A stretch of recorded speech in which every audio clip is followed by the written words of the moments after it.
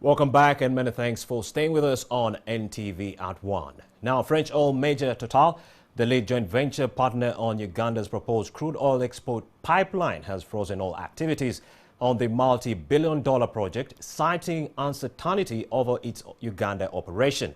Company executives in Paris have also directed Total Uganda to lay off workers, as it remains unclear when the ongoing standoff with the Ugandan government will be resolved.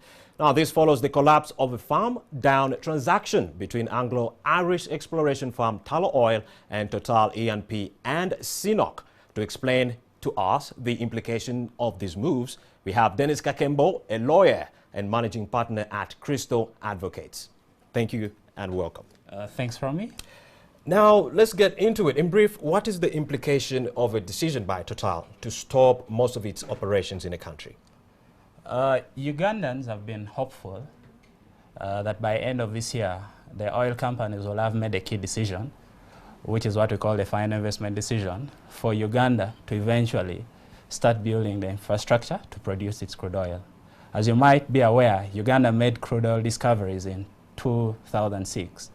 At that time, I was still a student at university, and I remember when we made that discovery, there was a day of national prayers. The president convened his ministers, and we thanked God for giving us this discovery, which was expected to change the lives of the people. 13 years down the road, there hasn't been any movement in the sector. The economic bonanza, which had been expected, has not come to fruition.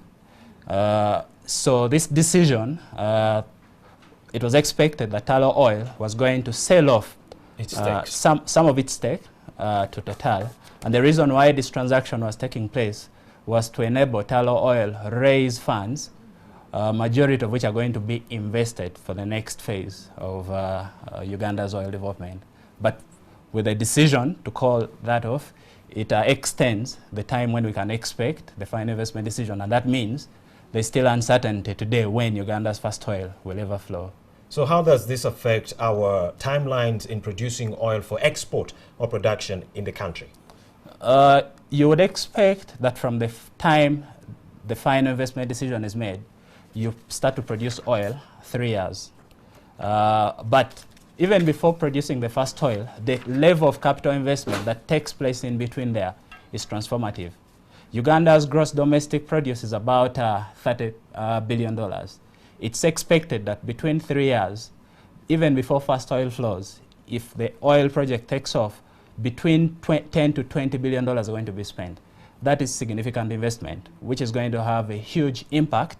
And you're going to see that many of the small companies, which we have today with the footprint in the oil and gas industry, when that investment comes on board, are going to become some of the biggest companies Uganda has seen.